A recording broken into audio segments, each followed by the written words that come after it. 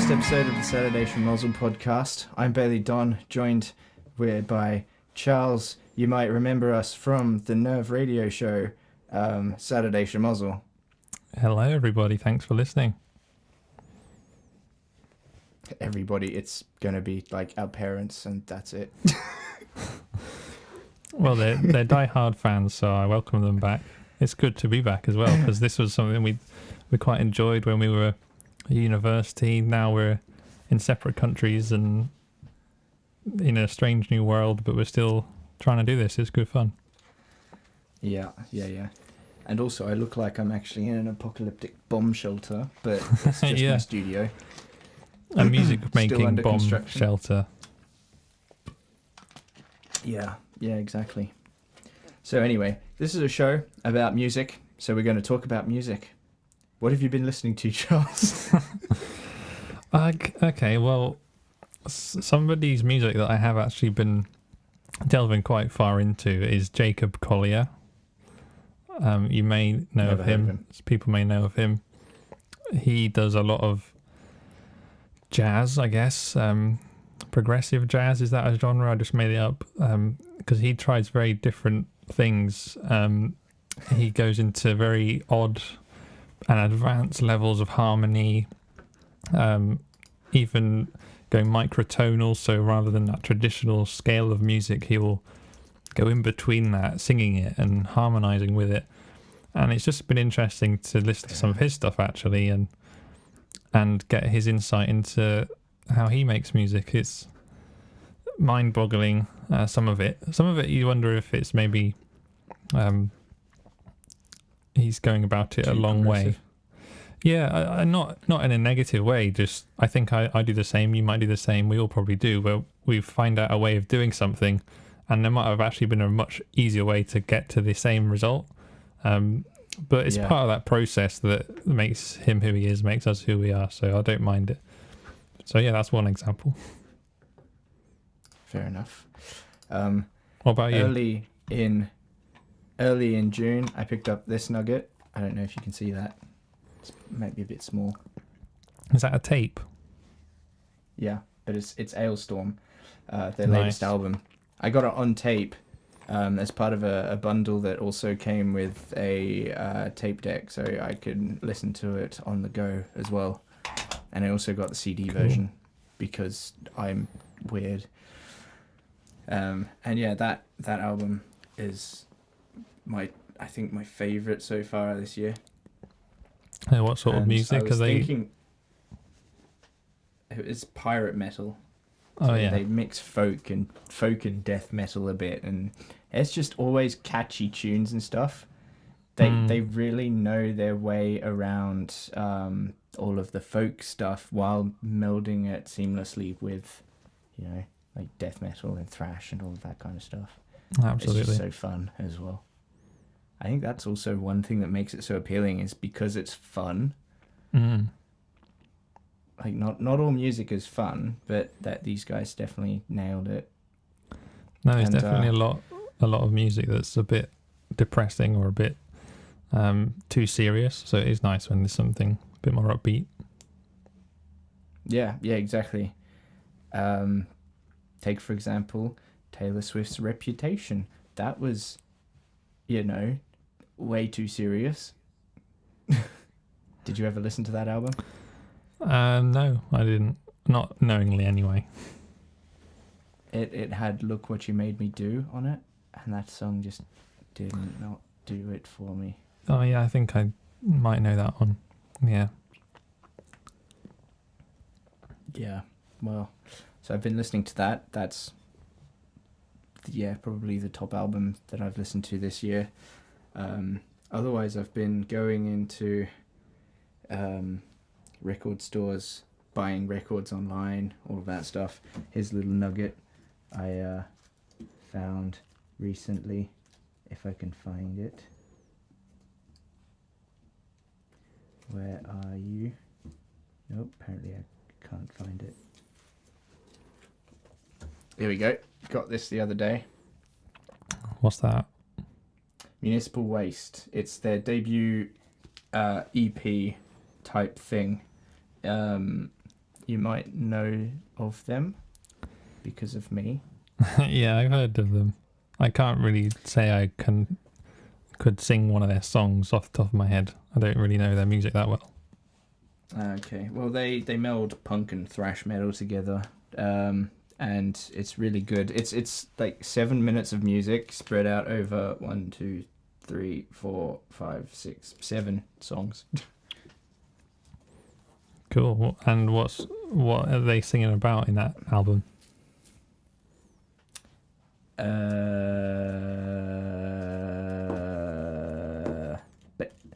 They've been labelled what was it? Party thrash band. It's like the sort of micro genre that they've created, along with bands like Wehrmacht and everything. So they sing about music and thrashing, like thrash music. They've got a song called "Thrashing's My Business" and "Business is Good," which is a reference to Megadeth's song and album "Killing Is My Business" and "Business is Good." Okay.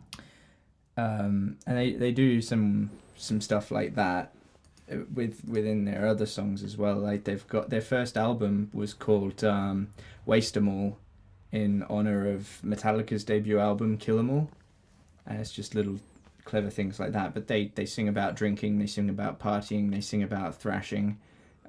They've got a song called "Headbanger Face Rip," which is awesome title. But yeah. What is thrashing in that context? Like being in a thrash metal band. Oh, okay. Yeah, so they're cool. It's good. I need to listen to it more because I only got it on Monday. So at the time of recording, this is Wednesday, so I've had this for 2 days. But yeah, and then I got this for my birthday.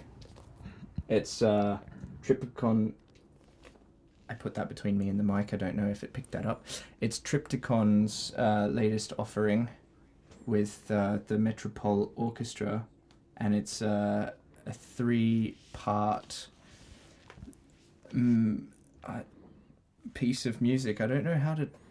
I don't want to say sonata.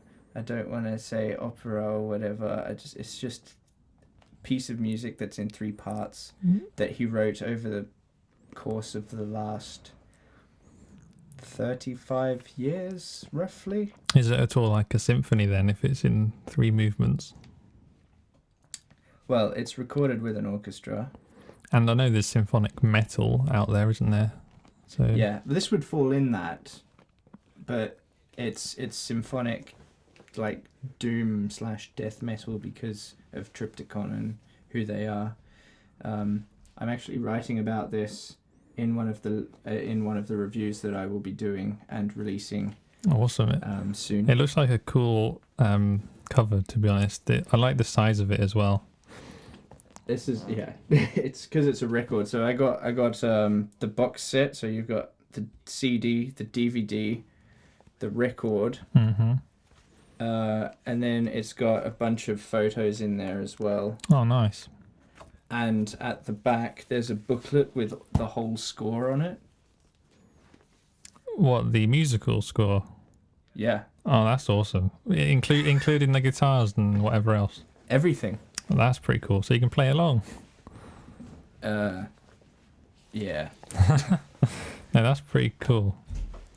Hang on. I'll see if I can get it out to show you. There we go. And there's also like a photo of the band with the conductor and everything. But yeah, if I open this at a page, I don't know if you can see that well, but it's all of the instruments. Yeah, that looks so cool. I'd love to read that. I've just realised though that the band instruments are all put on the same score. So it says band, and on the top you've got a treble clef, and on the bottom is the drums. Oh. yeah, I guess to fit it all in one page, probably I had to do that. Yeah.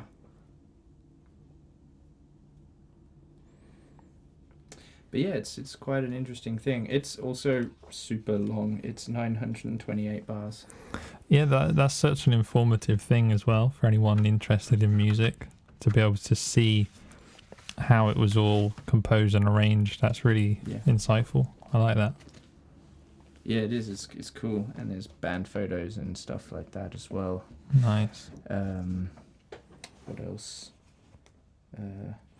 Oh, I picked up in a 10 franc bargain bin this, which you might not think is my kind of music, but I bought it for the lead single off it, which is Heat of the Moment.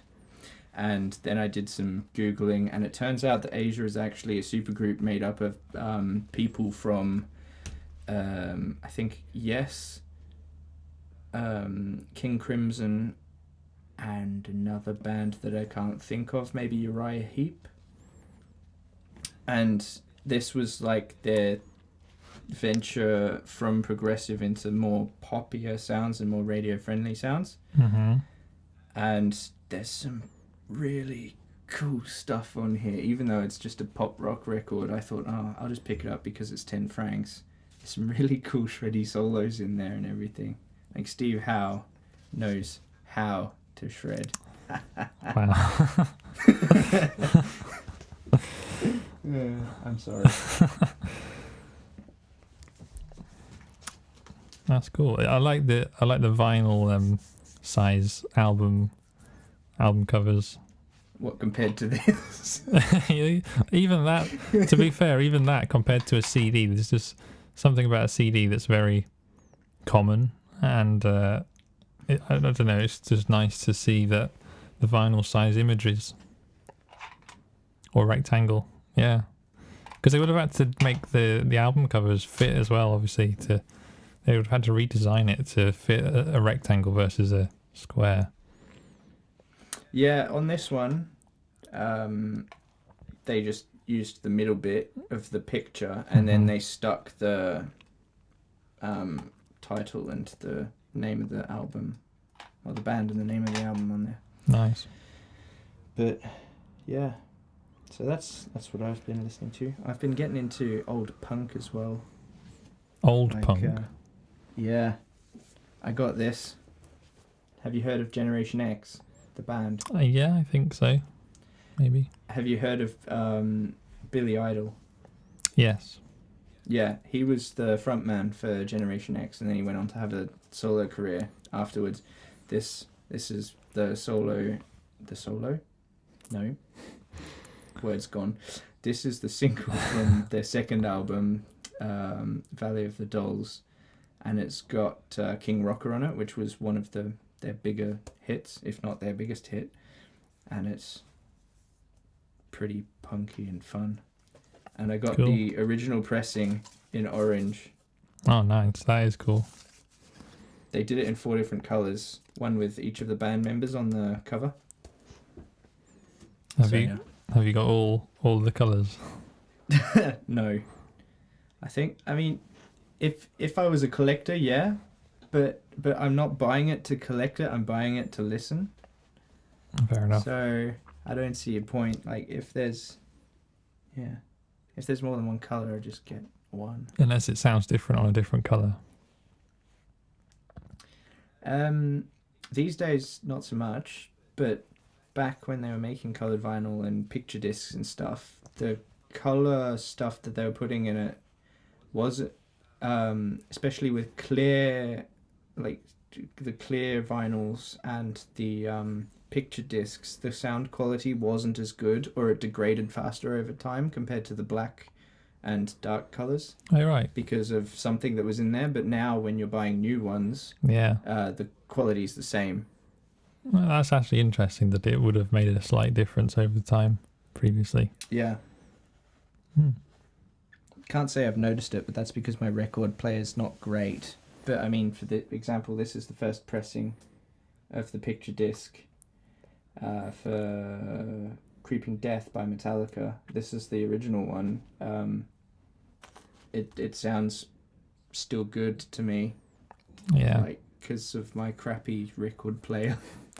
So. Well, isn't that supposed to be part of the appeal of records anyway, that they have a bit of grit and noise attached to them?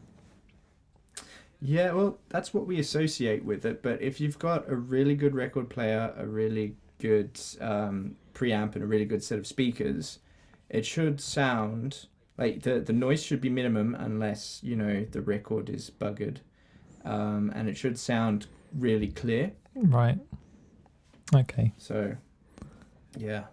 At one point, I will splash out on a more expensive record player. I was looking at Audio Technica the other day. They do a good one. Nice. It's cool you've got one. I've never actually used one. Don't your parents have one? No. If they did, they don't anymore.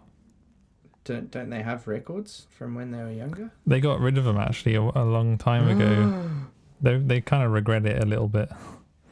Oh, I bet, because your mum's a big fan of Rush, and she probably has had first edition print presses and stuff like that would go for quite a bit of money. Yeah, I don't know about that, but I think she had some Rush vinyls, yeah, or yeah, I don't even remember. It was sort of before I could remember things, I guess. Okay. Quite a while ago. But they do sort of regret it, because even regardless of selling them, it's just quite nice, isn't it, to have that piece of history? Yeah. It's a good collection. Yeah. That's true. And a reminder of the music that they like to listen to. Yeah. I mean, we'll save this for another debate, but I think there is a debate that we can do here about physical versus digital and download and all of that stuff, which would be a good one for another episode. Absolutely, there's a lot to talk about there. Yeah. I personally am on the side of physical, if you hadn't guessed, with my tapes, my CDs, my records. Yeah, it's nice to have them actually there, in the room with you, so to speak. Yeah. Sure. And, yeah. Moving on now to other things. Are there any particular albums that you're looking forward to for the rest of the year or anything like that that's coming out?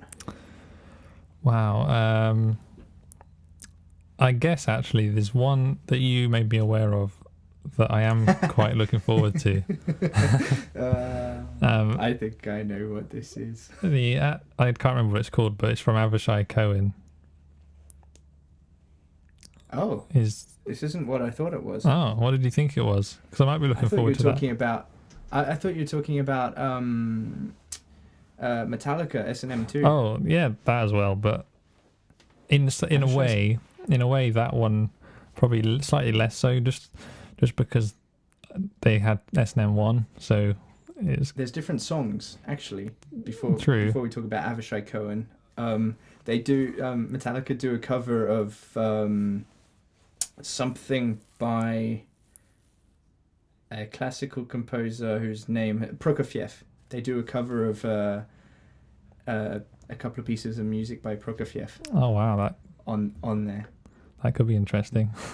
Yeah, so it's not the same as S&M 1. I'm going to call it, even though it's just called S&M. But there are some songs that they do because they're just Metallica classics, like probably Enter Sandman. Nothing Else Matters, they released that as a single, and a couple of others, probably The Memory Remains, because that's a big hit for their live tours and all of that. And then they've added new stuff that they hadn't written at the time, so there's stuff off their later albums, which I'm looking forward to. Yeah, I'll still be looking. But yes, anyway, I'll still be looking forward to Avishai Cohen. No, I'll still be looking forward to the Metallica one as well, especially the new stuff. But I guess from an acoustic jazzy perspective, what Avishai Cohen does and all the people he works with is always really awesome to listen to. It seems like there's going to be a lot of covers in that new album. I don't know how I feel about that. Like, some of them are good, but then have you heard some of the stuff from Avishai Cohen's new album? There was one you sent me. I can't remember what it was the cover of, but that was a really quite nice interpretation of a song. In a jazzy way. This was ages ago that I sent you this. Is that album not out yet? I don't know. Maybe it is. Maybe it's a different album. I'm assuming it's the same one. I don't know. You know what? I can't remember what song it was. Hang on. You can cut this out. Okay, so you can cut all that out. Our Googling session, or not. So the album the album I was on about was Big Vicious by Avishai Cohen and Big Vicious, which is out now. It was out earlier in March. So I guess Is that the one with Sir Duke? I don't know. Let's just quickly look at the things, the songs. Because it was one that had... No. It's got Moonlight Sonata on it, though. Interesting. How can you turn that into a jazz piece? I don't know. It's very... You might have to review the album. Straightforward, isn't it? I will listen to it after this. Yeah, me too. So other than that, I guess, for me, I haven't really looked forward to... I don't really have much awareness of what music's coming out, to be honest. I expect you have many you're waiting for. I have a few, and there's some that I want to do reviews on as well. So I'm just writing Avishai Cohen down so I don't forget. And Big Vicious, that there was a collaboration. Never heard of Big Vicious though. No, me neither. Wasn't also just on that subject of jazz, wasn't Snarky Puppy releasing an album, or have I made that up? No, they released a live album. Right. Earlier, I think it was in March or April. Okay. Because their stuff's always really good as well. Just reminded me of them. So what albums have you been looking forward to? I'm looking forward to get this Deep Purple. They're releasing an album. Oh, okay. You might know them for songs like Smoke on the Water and Highway Star and Speed King and stuff like that. Yeah, the name rings a bell. Yeah, some of those ring a bell, yeah.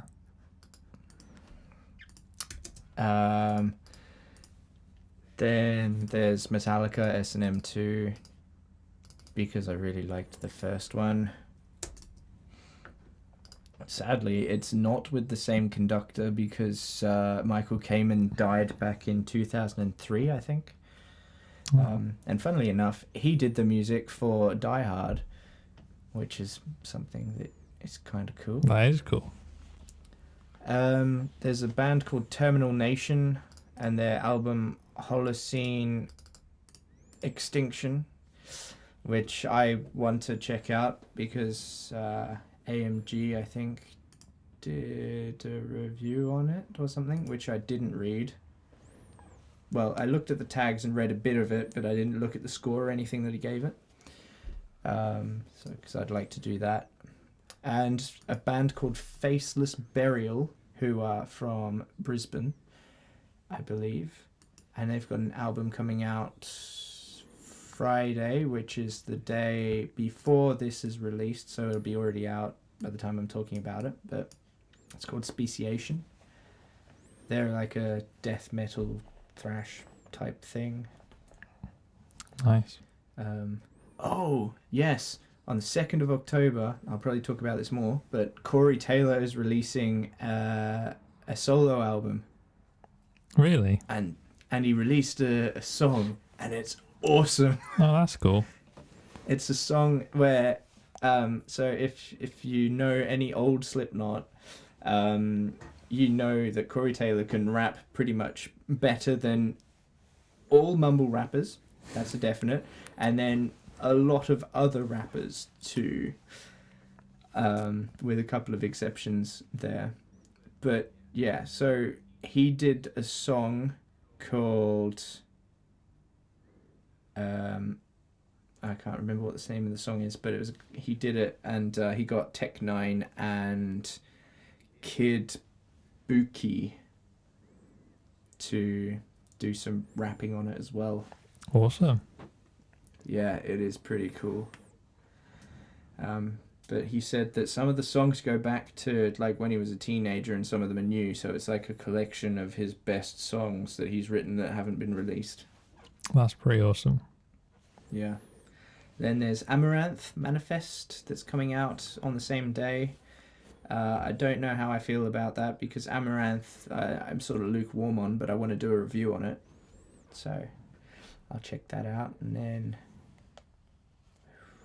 Fintroll, and an album that I can't pronounce because it's either a Swedish or a Finnish name. Vredesvavd, it's called. How's it spelled? Vredesvavd. Has it got any things on it, on the letters? Nope. Oh. Well, not how I found it, anyway. Are you looking up what it means? No, I was just trying to think how, if there was any indication how to pronounce it, but if there's no accents or anything. No, there isn't. And then there's Napalm Death on the same day as Fintroll are releasing Throes of Joy in the Jaws of Defeatism, which they've released a single from. It sounds awesome. Awesome. There's a lot coming then. Yep. Have they been making all this during lockdown, or is this old stuff? All these people. I don't know. Not all of it was. Metallica was recorded back in October last year, and then they did some retracking in studio because they want to get it to sound as perfect as it can. Yeah, along those lines, I know you've done a review recently of Taylor Swift's new album. Which you seem to really like. I haven't actually listened to it properly, but I got the impression that it was done during lockdown, kind of remotely. Everybody was remote, and they kind of had to do what they could with their own gear, so that's quite cool.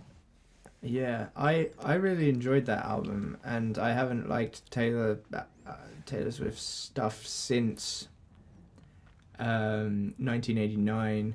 Which was 2014, so 6 years ago, I think. 1989 was 2014. Remember that, everybody. That was the name of her album. Her album was called 1989, and it was released in 2014. Of course. And then, yeah, the last two were a bit meh. And then this one I thoroughly enjoyed. I think it's just allowed me to relax a bit, because I listen to so much heavy stuff and like high energy stuff. Yeah. And sometimes that can be draining, and then just chuck that on, and it's like, ooh, so this is what different music sounds like.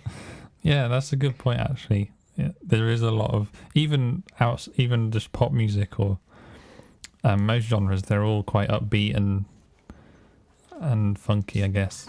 So it's nice sometimes when there's a slower, good quality slower stuff out there. Yeah, and I've read, so I gave it 10.5 out of 11, I think. Why 11? Wow. Because 11 is louder and better than 10. Yeah, that's your sort of catchphrase, isn't it? Yeah, it's taken, that's sort of taken from, have you seen Spinal Tap? Oh, this is Spinal Tap. I've seen the clip. Yeah, I've seen the clip. I haven't seen the whole thing, but I've seen that clip. Yeah, that it's referencing that, and then the quote is directly from that, because the guy's like, "Can't you just have 10 louder?" And he says, "These go to 11." Like, you can't understand that 10 could be louder. But yeah, it was a mixture of that, and also Nostalgia Critic does top 11 videos instead of top 10, and he says, why top 11? Because I like to take this one step further. So I was like, how can I make my reviews something like that? So I've mixed them both together. Yeah, it's cool. It's cool that you're doing reviews. I mean, I don't know how likely it is that anyone listening will not know that you're doing reviews, but if they're not, if they're not aware of that, then they should go read them, because they're actually read really well, and you might come across new music that you didn't think about before. I think I've done that already, just reading your review about Taylor Swift's album. Yeah, because I was aware of it when it came out. It had the word folk in it, so I was instantly interested. But it's not folky though. Don't think that it's going to be folky. I don't think it is, and I heard a couple, and I know it isn't, but still, that's what captured my eyes. But then when I read your review and it said, it specifically mentioned a few songs to go listen to, I think I will go and listen to those. Yeah, I do that because not everyone has the time to listen to a whole album, especially if that was 63 minutes long. I sat here writing the review, listening to the album for like 2 or 3 hours straight. That's good. And then I went and listened to some heavy stuff because... and then I chucked on some Cannibal Corpse to relax, to rinse my ears. I can imagine that, just lying down with all relaxed, and then you just put that on and it's like much better. No, but yeah, so I do that. I do the 3 songs. I did it with the Anti-Flag one as well, and the Scryer EP, which I mean isn't long anyway because it's an EP, but it's really worth checking out if you can. But I think most people don't have the time to just go and listen to a whole album if they're not super interested in it. So I was trying to pick the best cuts, and the hardest thing to do that with was the Anti-Flag album, because I love it pretty much all the way through until the last song, which I don't particularly like.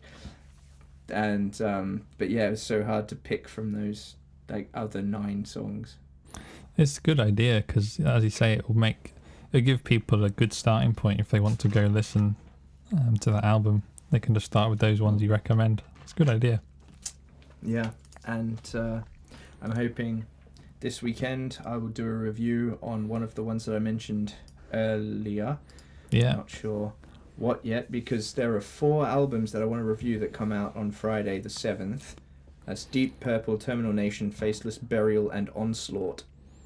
And I didn't mention Onslaught, but Onslaught are releasing a new album too. They're a thrash band from the 80s. And I want to get at least one out for the Sunday or something. Yeah, that would be good. So, yeah. Cool. I was also putting together a top 3 albums and songs of 2020 so far, which will be out by the time this goes out. And if you haven't already, check it out. Nice. Yeah. Speaking of Epoch, they're a band that like to sing about space and stuff. Wow. You can tell probably from this album cover. And that segue was not at all flawed. That was, not great. You could have gone with something like, I've been clearing up my room today, so there's a lot of space in the room. No, I didn't think of that. All right.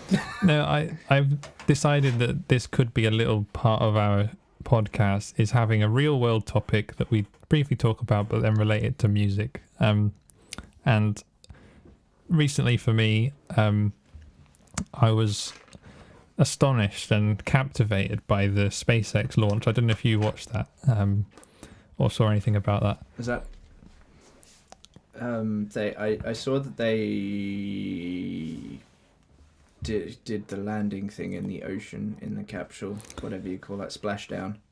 Yeah. So that was the end result of what originally started literally about 18 years ago when they started this whole company, SpaceX, and started building rockets and testing things and all that.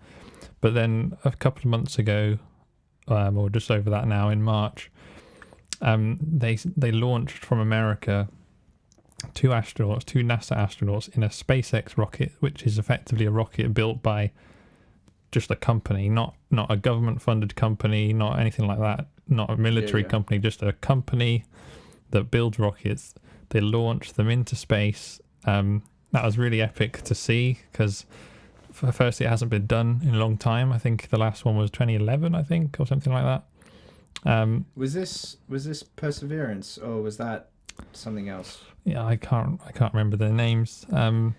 But it was also historical because it's effectively the first commercial space flight with humans in the capsule. And so they got up there, then they did whatever they had to do up there for a couple of months, and then they made it down the other day. And to see that all work, it was really historical, and also incredible technology, because imagine this, the space rocket landed itself. It's not a rocket, the space capsule landed itself, the computer landed itself. So the astronauts are just in there, just plummeting towards the Earth at like 17,000 miles an hour with fire, and it's just burning the outside, and they just kind of sat there, probably getting crushed by gravity because they're not used to it after a while. And the computer's just doing everything, and they've got to just trust that it works. So that whole thing is pretty crazy. But shooting bricks if I was one of them. I know, they might have been. It did take a while to get them out. Yeah, it's truly incredible, really. And I was just struck with the historical aspect of it, because it really does open up the future for space travel with humans. And the whole reason behind that is that it's going to, and already has, inspired other companies such as Boeing and Virgin, although they've been exploding a lot of rockets. But it's inspired other companies to try and do the same thing, and that will, create competition, and then there could well be people flying off to Mars and the moon again or whatever. So that was the whole thing about that. I don't know if you want to say anything about that before we go into space music. I wasn't aware that Virgin was still doing that, because I thought they were losing so much money because of coronavirus. Because did they get a payout from the British government or something? I don't think they did. Or is that a separate company? I think that was Virgin Atlantic different. Yeah, I think they're part of the same parent organization, but it was, I don't know if it was for that company specifically. They had a lot of problems, Virgin, because I think in their recent tests of their space rockets, they would all be exploding, which is obviously not what you want to happen. And that really doesn't encourage people to buy tickets. No, because SpaceX as a company have already sold tickets to rich people that want to fly on their rockets in like 2 years or so, or next year, whenever they're going to do it. Which will just be random people, civilians effectively, going to space. So that'd be pretty crazy. But yeah, no one wants to get on a Virgin rocket anytime soon. Same with Boeing as well. They've had problems, but yeah, it's all pretty historical, I think. Yeah, definitely. I mean, I can't think of anything to add about space things apart from you'd think that Boeing would be up there in terms of the competition and not having their rockets explode. Yeah, I think because they've had some an success. Aeronautical engineering company. Yeah, I think they've had better success than maybe other companies, but not as good as SpaceX so far, because SpaceX's technology has been really, really just like almost sci-fi, where they have rockets that land themselves. So that's pretty weird to see this rocket shoot up into space, then come back down and land itself on a pad. That's pretty crazy. But yeah, moving back to music, to keep this all music related, I was set with some homework from Bailey to look up space related music, and found some fascinating things. Firstly, I found that I have a terrible memory, and I forgot that Rocket Man exists and Space Oddity exists. I have to admit, I guess, that David Bowie songs, I'm not so familiar with a lot of his songs, but I do know Space Oddity, and I do know as well, although I forget his name, there was an astronaut that covered it in the International Space Station. He covered it in space. That was pretty epic. He's playing a guitar in 0G. I wish I could remember his name, but yeah, that's a pretty famous song. And then Rocket Man, of course, is also the title of the movie that was made about Elton John's life. And again, I must admit, I don't know so much about Elton John's songs apart from the famous ones. You might know more, probably do know more about both of those artists. Not really. No? I don't particularly listen to them. No, that's the thing. My mum likes Elton John and a bit of David Bowie. Like, I know all of the classic ones, like you got Rocket Man, Tiny Dancer, Saturday Night's Alright for Fighting, stuff like that by Elton John, and then the same with David Bowie, Heroes, Changes, Space Oddity, Suffragette City, Is There Life on Mars as well? You didn't mention that one. Yeah. That's also a song about space. Yeah, I know. I just know that stuff. Yeah, I guess they are. Oh, China Girl as well. They are quite before our time. Let's be honest. I'll tell you what I do remember about. I think it was this song. I'm just checking about Elton John. Is that he was used and sampled in the rap song Ghetto Gospel, if you know that one. Nope. By Tupac, which Oh, okay.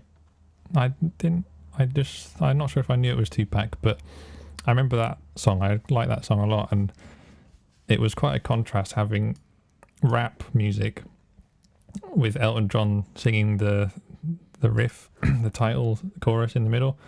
So that was quite cool. That's kind of like what Eminem did with Stan when he did it live at the Grammys. Yeah, with Elton John again. So he wasn't did it? that with Elton John. Yeah, exactly. Yeah. So he's kind of got a bit of a history of collaborating with rap artists. Well, Eminem did it because people kept accusing him of being homophobic. So he picked probably the biggest gay artist he could find at the time, Elton John, and said, "Hey, would you like to collaborate with me?" Yeah. Yeah, I guess I don't know about Eminem, obviously, but I'm sure he's not really homophobic. But it's also, to play devil's advocate, it's a bit like saying, I'm not gay, I'm not homophobic, I've got a gay friend. And Elton John's just like being the token gay singer, I guess. But I'm hoping it's, more wholesome reasons behind all that. Moving back to space, a couple of other things I picked up on from an interest in films, I guess, led me to Vangelis, and this was an album I came across before. Blade Runner? No, he made an album. No. He made a completely original album just purely for musical sake, inspired by space, called Albedo 0.39, purely synth based, typical Vangelis stuff, I guess. And for anyone interested, albedo, if you're wondering what that means, that is the measurement of a reflecting power of an object. And interestingly, I found out that in 1976, when the album was released, Earth's albedo, Earth's reflection power, was calculated at 0.39, hence the name of the album. But now it is actually calculated as 0.3, so it's different now. It's getting dimmer. Yeah, and I don't know if that's because they calculated it wrong or because something's happened and it is getting dimmer. Maybe it is. It's kind of surprising that it's dimmer, though. Yeah, I think it's more likely they just calculated it wrong and they worked out a better way of doing it, I guess. Possibly. So that then finally led me to the final thing that's also, again, to do with scores, because I came across the 1989 documentary For All Mankind, which I think, if I just quickly double check, is about Apollo, I think, For All Mankind. Just want to fact check that. it is about For All Mankind, not the drama, because there is a drama of the same name.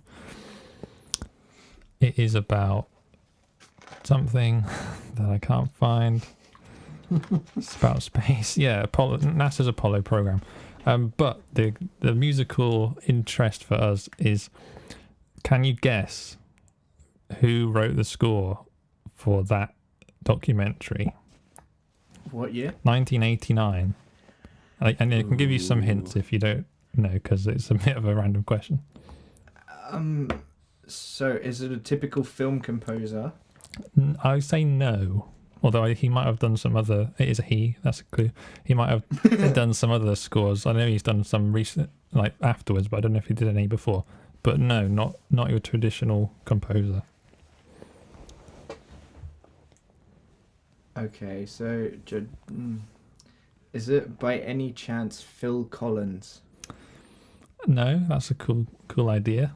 I'd like to hear because that. Because he's done some films since like the early 90s. No, it wasn't him. It's 1989. Yeah, but that's why I thought this might have been his beginning one. No, yeah, fair enough. Can I get a nationality? You can. I'll double check. I believe I believe he's British. Yes, he is. Wow, I did not know that. He's got a very long name. But that's another clue. He hasn't got a long name. His name is a short name, but his full name is actually really long. So yeah, the clue is he's got a short name. Short name. Yeah, British. I could give you another clue in a bit if you're stuck. That would probably really help. Sting. No, good idea, but no. Damn it. Two names, but they're short names. Ugh. Well, it's not Elton John, is it? No. No. Okay. Damn it! I don't know. Are they still alive? Yeah, he's still alive. He's pretty old, 72. But no, he's still alive, still making music, I think. But it wouldn't be the sort of music you would expect to see in like the top charts or anything like that. Do I even know this person? That's my question. 100%. You know him. Probably were introduced to him at university, to be honest.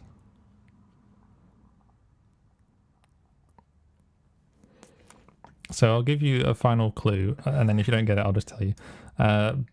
Final clue. A lot of the music he writes, you might say is synthesized. You could also say is like transformed sounds and things like that.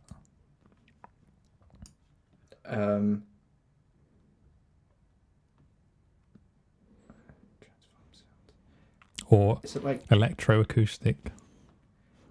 Is it like Philip Glass or someone? It's Brian Eno. Oh, god damn it.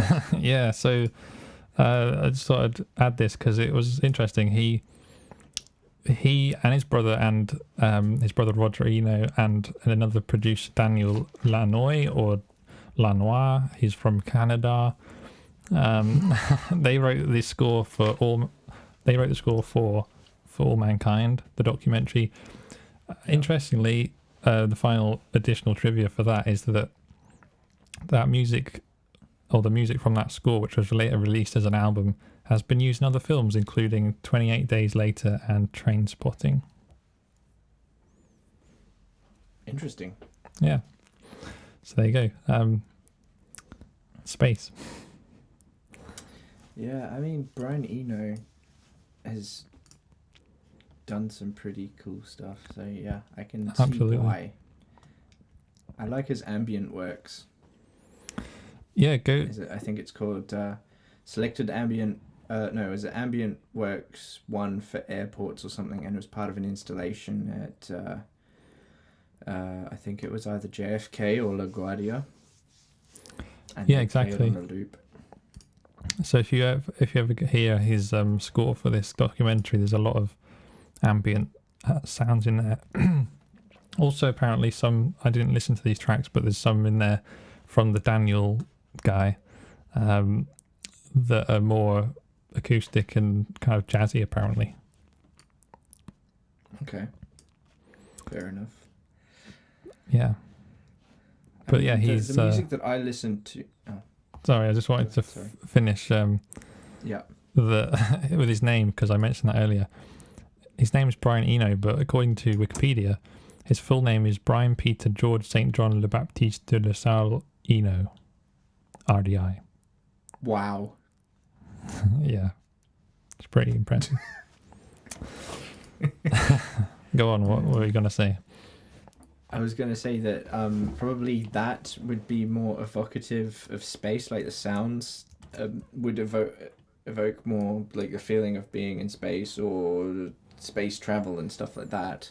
Whereas the stuff that I listen to, the music that I listen to that's got space connotations is more grounded music, quote unquote.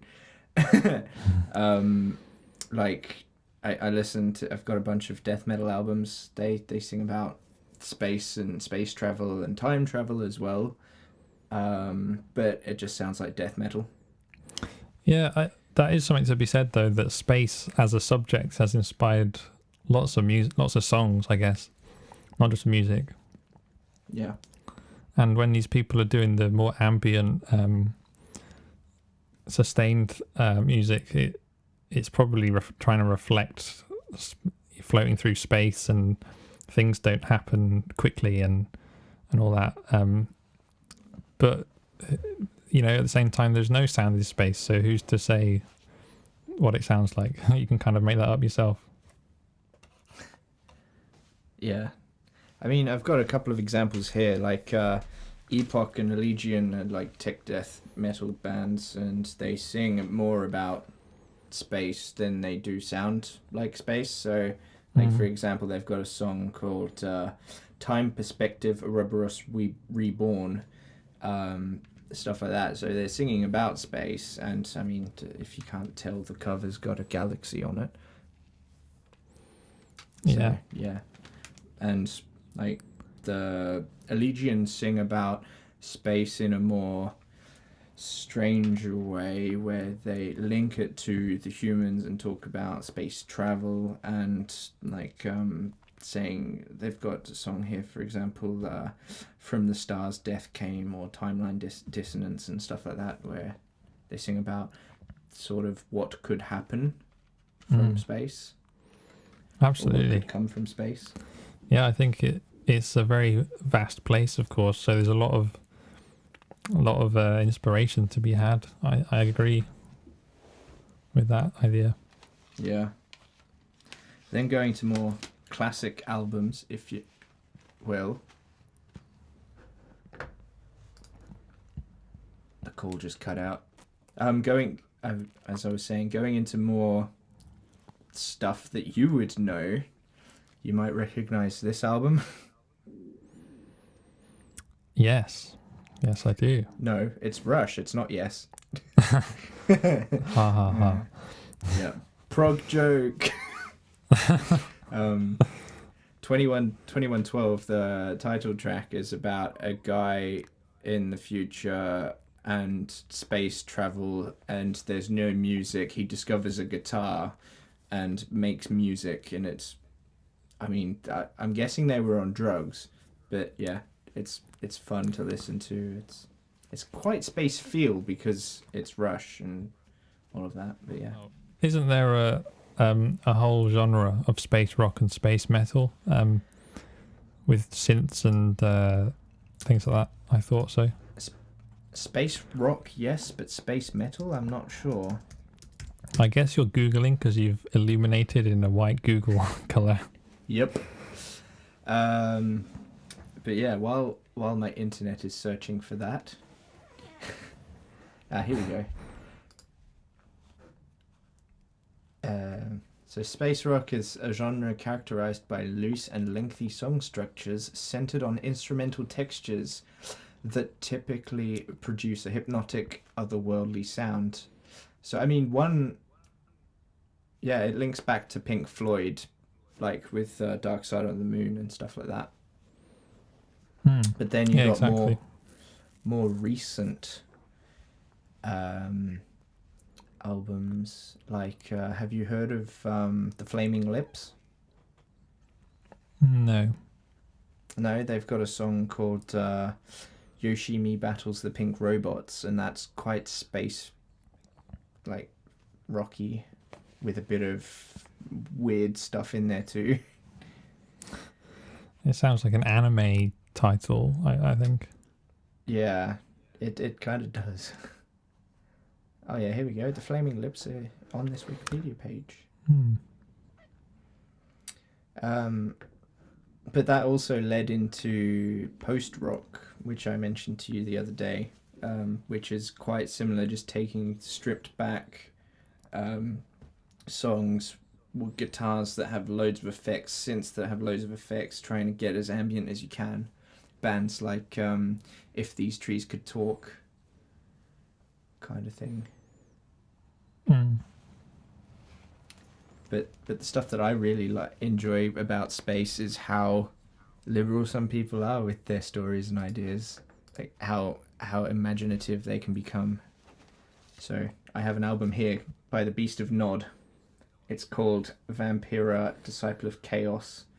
This is their first album, and they created a whole world in space and a whole lore for this album that they're going to build on with future albums, where they've got like that they call themselves intergalactic death metal, and it's wow, that sounds good. They use synths and stuff as well in their music, and all kinds of different effects to kind of add stuff, but it's still quite along the lines of Epoch in the way that it's death metal, but then they've created this whole story around it. And one of my favorite tracks is Ripped Off Face 2, The Cape of Faces, which the chorus is ripped off faces, I made a cape of faces made of ripped off faces. It's just, you can't get better than that. Yeah, it's cool that they've made a whole world of their own to inspire themselves, probably. It gives you a lot of scope for writing new music, doesn't it? Yeah. I mean, if you visit their website, you can buy comic books, you can read about all of the different characters that appear on the album, and how they fit into this world and all of that kind of stuff, and they describe like different species and all of that. It's really weird. That sounds cool, actually. And on that same vein, actually, there's a band called Vector. This is their third album called Terminal Redux, and it's basically the story of a guy who discovers something that gives him all of the power in the universe and makes him immortal, and then he becomes crazy, and in the end he kills himself, I think. It's very strange and surreal. Yeah, doesn't sound fun. But I mean, here, this is the album artwork. So you know that's going to be about space. I don't know if you can see that well. Sort of, yeah. It looks cool. But going back to David Bowie and stuff, did you want to add anything else about that, or how? I don't know. As I said earlier, I don't know so much about their music, and even my parents, I guess, who were from that generation, just about, they didn't really listen to him that much. As you said earlier, my mum liked Rush. Yeah. My dad, I think, quite liked classical music for a while. And I guess at that time it was just the pop song of the time, wasn't it? So you would only hear it if it's on the radio or in a shop, maybe, I don't know. So yeah, I don't know so much about them, to be honest. What I do understand is that they're really impactful, much like a lot of these artists, the Beatles and these huge artists that we all know of, even if we don't know their music, because they made such an impact. So I can understand that, and I know David Bowie also acted in a few movies, which is quite cool. But yeah, I don't have much to add, unfortunately, because I don't know much about their music. Yeah, fair enough. Well, I mean, one thing that I can say is Deep Purple in their latest single. I can't remember the name of it, but it's coming out on Friday. They talk about space and stuff, and there's a spaceman traveling through a town and stuff like that. But I can't remember what they sing about because I listened to it the other day. But it was a cool song. That has been our first episode of Saturday Shemozzle. It hasn't gone perfectly, but what can you do when you're stuck at home and in different countries? Very true. It's not been so bad, to be fair.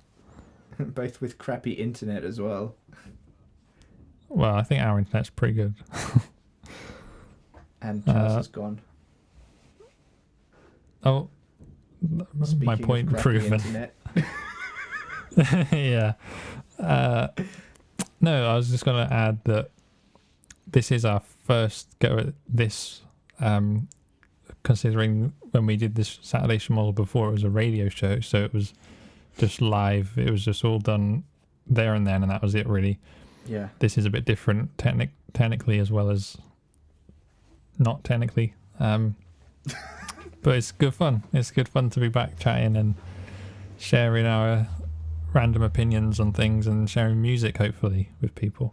Yeah, I don't know if I can play music on these shows or get hit with a copyright thing if this is going on I was YouTube. wondering if you would do that. It's probably something, I don't know. I don't see why you couldn't. You would get hit with copyright claims, but then does that matter at this point? I don't know. Otherwise, it's just a podcast, I guess. We're just chatting. Well, my thought was, if we're talking about music, and then you play a bit of it, it should fall under fair use. So, but you never know. Something to think about for the future. It is our first one, as we said, so we can improve things, we can change things as we go. It's just good to be back. Yeah, that's true. So, I hope you guys enjoyed it. And see you next week, maybe. Depends how busy we are. We'll see you at some point for another episode of Saturday Shemozzle. Absolutely. Thank you for listening. Regular news day, regular slow day. What the fuck